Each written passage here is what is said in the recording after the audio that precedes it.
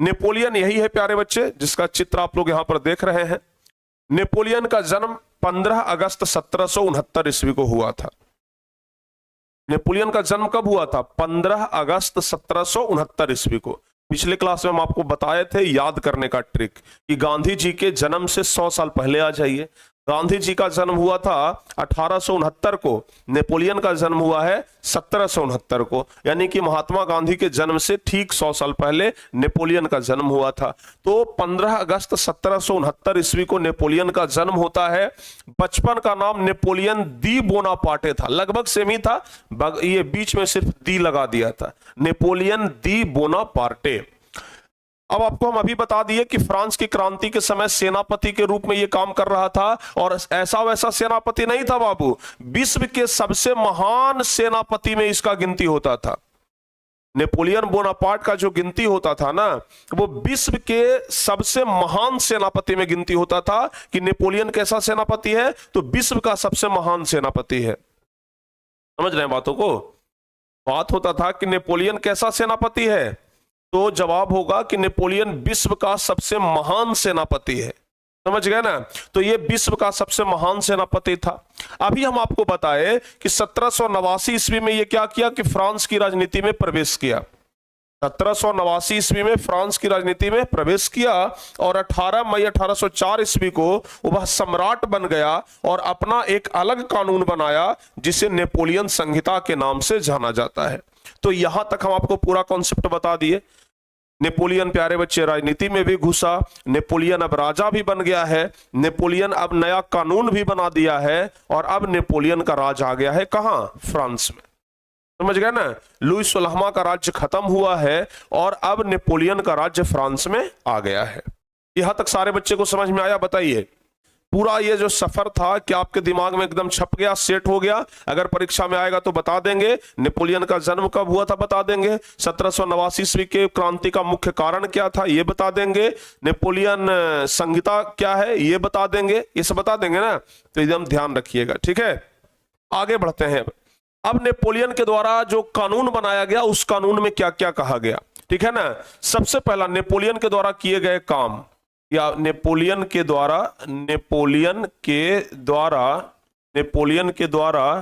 किए गए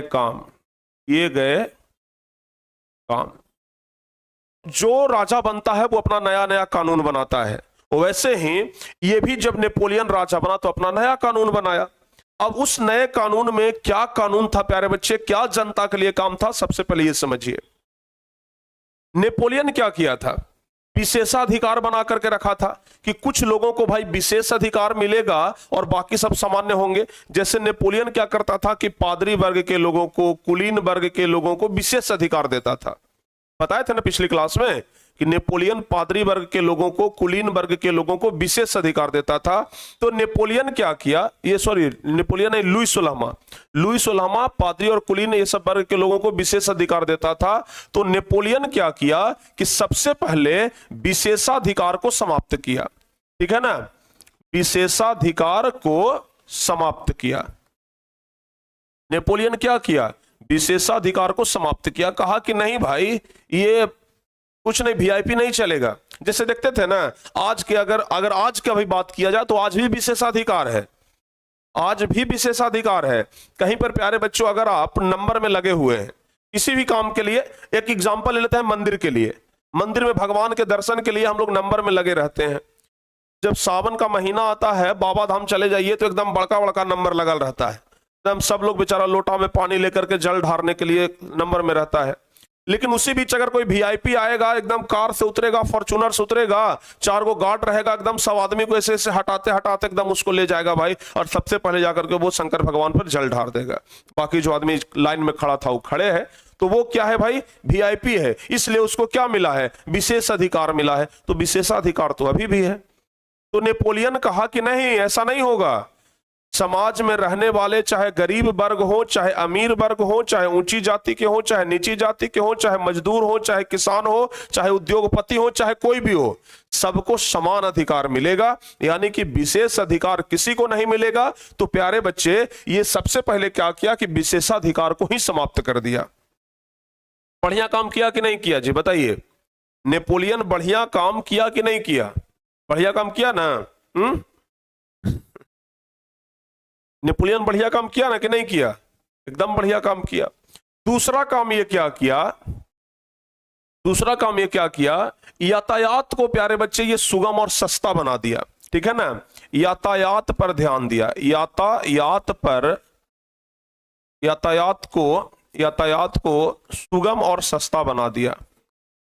सुगम और सस्ता बना दिया। यातायात को सुगम और सस्ता बना दिया। कहा कि जब यातायात लोग करेगा तो भाई उसको सस्ता बनाया जाए, ताकि एक व्यक्ति दूसरे जगह पर जाकर के आराम से काम कर सके, दूसरे जगह पर काम करके आराम से लौट सके। तो यातायात को एकदम सस्ता बना दिया, सुगम बना दिया, जैसा कि ये जनता से वादा किया था। समझ गए ना? राजा बनने से पहले जनता से वादा किया था कि हम यातायात को बड़ा सुगम बना देंगे, और बना भी दिया। उसके बाद प्यारे बच्चे संचार व्यवस्था को सुदृढ़ किया। ठीक है ना? संचार व्यवस्था को सुदृढ़ किया।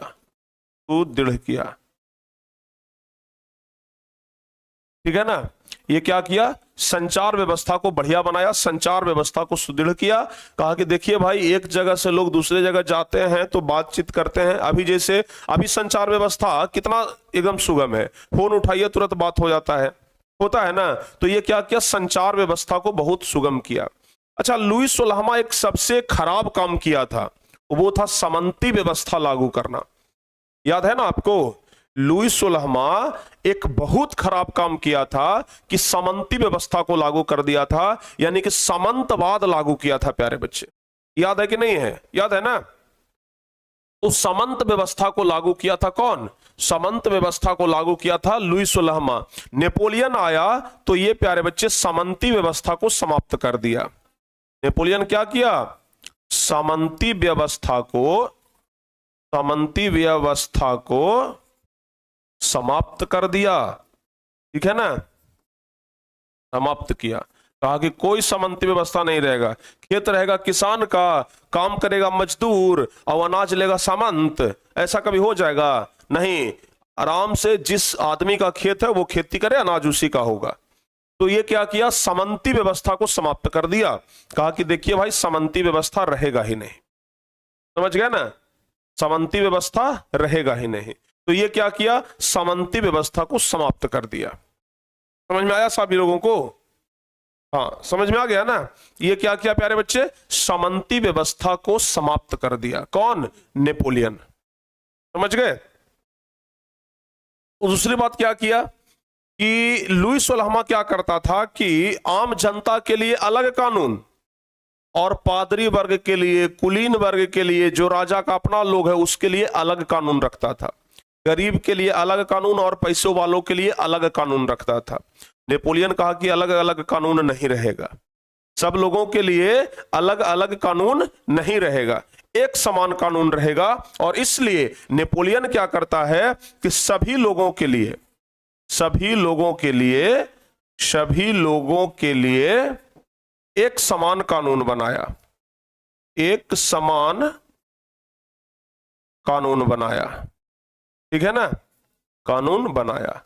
समाज में रहने वाले हर एक वर्ग के लोगों के लिए यह क्या किया? अलग कानून बनाया नेपोलियन। तो सब बढ़िया बढ़िया काम कर रहा था। ठीक है ना? अब उसके बाद देखिए, ये सब तो बढ़िया बढ़िया काम कर रहा था। इसने क्या किया कि कहा कि देखो भाई, हम कुछ भी कर लेंगे ना तो उससे ज्यादा कुछ सुधार नहीं होगा, सब कुछ कर लेंगे, और अगर शिक्षा व्यवस्था ही चौपट रहेगा तो उससे ज्यादा फर्क नहीं पड़ेगा।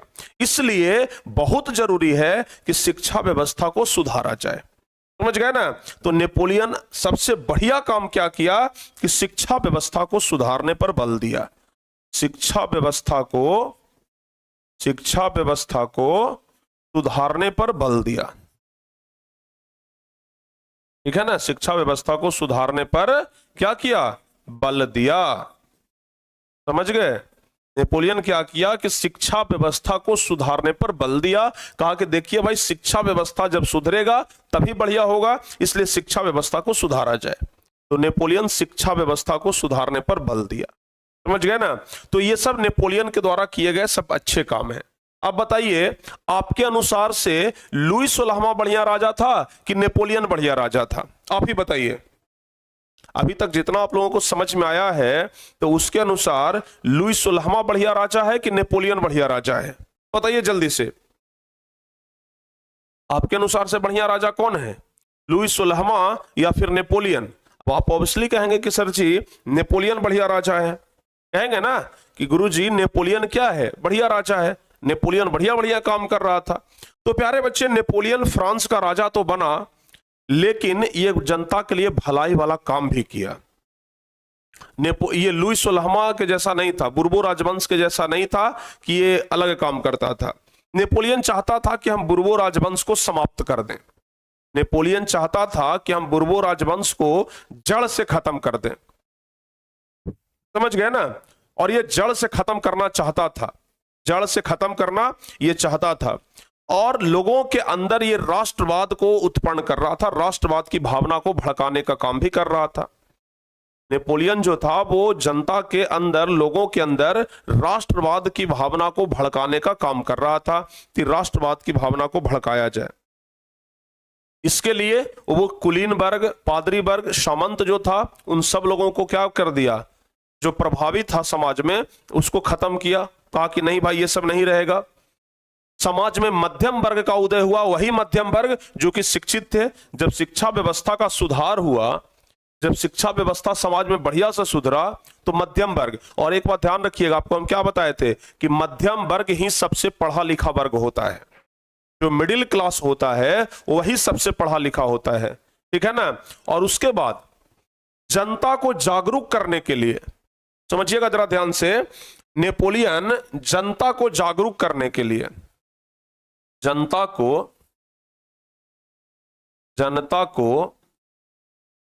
जागरूक करने के लिए, जनता को जागरूक करने के लिए, जागरूक करने के लिए ये क्या किया पता है?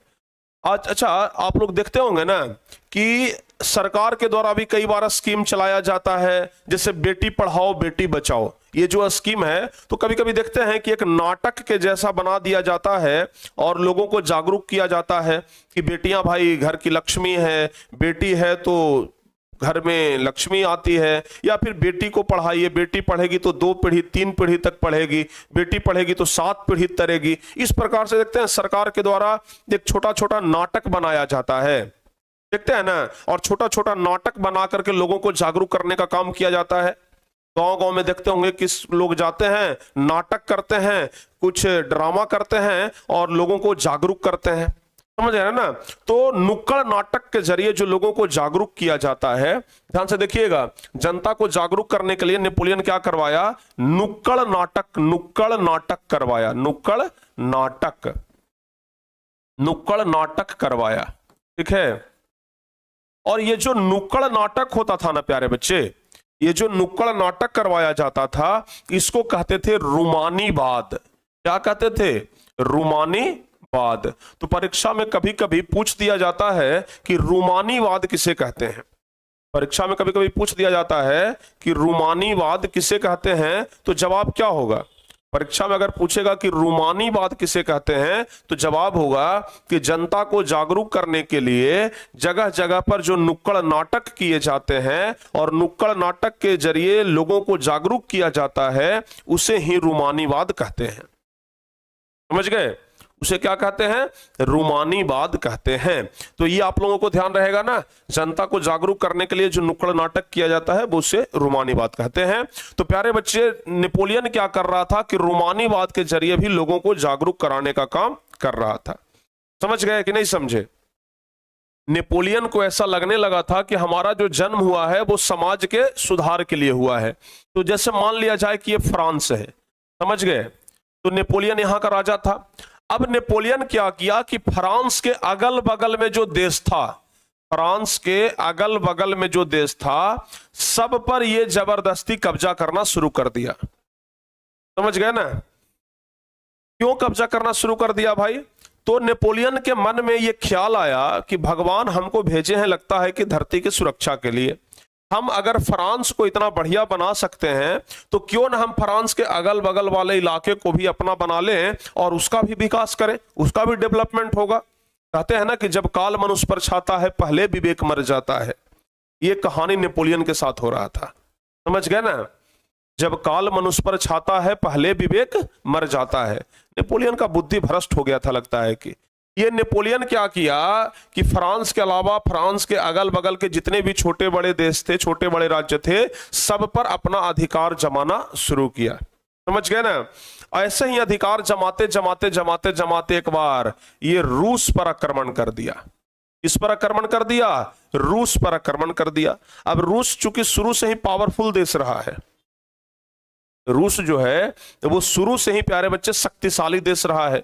और दूसरी बात, ये रूस का समर्थन करने के लिए कौन आ गया पता है? पहली बात, रूस का समर्थन करने के लिए आ गया प्यारे बच्चे प्रसा। प्रसा आ गया रूस का समर्थन करने के लिए। प्रसा जिसको आज हम लोग जर्मनी के नाम से जानते हैं, उस समय प्रसा के नाम से जानते थे, समझ गए ना। आज जो हम लोग ये जर्मनी कहते हैं ना, उस समय प्रसा था। इसके सहायता के लिए एक और देश आ गया प्यारे बच्चे, ऑस्ट्रिया।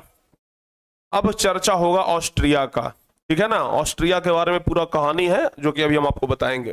तो रूस की सहायता करने के लिए 2-3-4 देश आ गए। अब भाई एक तरफ से ये नेपोलियन अकेले और एक तरफ से 3-4 देश, हो गया लड़ाई। और ये लड़ाई कहां हुआ पता है? ये लड़ाई हुआ प्यारे बच्चे वाटरलू के मैदान में। कहां हुआ? वाटरलू के मैदान में, समझ गए। एक वाटरलू का मैदान था, वहीं पर प्यारे बच्चे ये लड़ाई क्या हो गया? शुरू हो गया, समझ गए ना। वाटरलू के मैदान में लड़ाई शुरू हो गया। अब जब वाटरलू के मैदान में लड़ाई शुरू हुआ तो बताइए, एक तरफ नेपोलियन अकेले था जो फ्रांस का नेतृत्व कर रहा था, और एक तरफ रूस हो गया, प्रसा हो गया, जर्मनी हो गया, सब हो गया। बताइए इसमें कौन हारेगा भाई? पक्का नेपोलियन हारेगा। नेपोलियन हार गया प्यारे बच्चे। युद्ध में क्या हुआ? नेपोलियन हार गया। युद्ध वाटरलू के युद्ध में, इसको वाटरलू के मैदान में हुआ था ना, तो इसलिए इस युद्ध को कहते हैं वाटरलू का युद्ध। ये भी याद रखिएगा, क्या कहते हैं? वाटरलू का युद्ध, ठीक है। तो वाटरलू के युद्ध में क्या हुआ? नेपोलियन हार गया, ठीक है। नेपोलियन हार गया, हार गया। और जब नेपोलियन हार गया तो इसको बंदी बना लिया गया। पहले क्या होता था ना कि राजा अगर मर गया तो मर गया, अगर बच गया तो पहले उसको बंदी बनाता था, और बंदी बना करके गिदगिदा के मारता था। गिदगिदा के मारना मतलब समझते हैं? तड़पा तड़पा के मारना, समझ गए ना, बड़ा कष्ट के साथ मारना। तो पहले राजा को लोग ना वैसे ही मारता था। तो नेपोलियन को क्या किया? वाटरलू के युद्ध में हरा दिया, और हरा करके उसको बंदी बना लिया, और बंदी बना करके उसको इधर नहीं रखा। कहा कि बड़ा शक्तिशाली है, इधर रखेंगे ना तो मामला गड़बड़ा जाएगा। इसको लेकर के चल गया प्यारे बच्चे एक द्वीप पर जो चारों तरफ से समुद्र से घिरा हुआ था, चारों तरफ पानी ही पानी, और बीच में एक जेल था जिसका नाम है प्यारे बच्चे सेंट हेलेना। सेंट हेलेना नामक द्वीप पर, टापू जिसको कहते हैं, तो सेंट हेलेना नामक टापू पर इसको लेकर के चला गया। और ये जो सेंट हेलेना था ना, कुछ ऐसा था, ये यहां पर बीच में टापू है और बाकी प्यारे बच्चे चारों तरफ से समुद्र ही समुद्र था।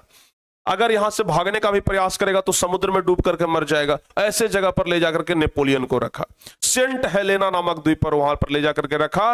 और ये जानते हैं 1815 ईस्वी में ये वाटरलू का युद्ध हुआ था, याद रखिएगा। ये जो वाटरलू का युद्ध हुआ था 18 जून 1815 ईस्वी को हुआ था। ये वाटरलू का युद्ध कब हुआ था? 18 जून 1815 ईस्वी को ये हुआ था, ठीक है ना। 18 जून 1815 ईस्वी को ये वाटरलू का युद्ध हुआ था। और प्यारे बच्चे, इसके बाद नेपोलियन को लेकर के चला गया सेंट हेलेना नामक टापू पर, वहां पर इसको 6 साल रखा, और 1821 ईस्वी में नेपोलियन का मृत्यु हो जाता है वही सेंट हेलेना नामक टापू पर, समझ गए ना। 1821 ईस्वी में नेपोलियन का मृत्यु हो जाता है।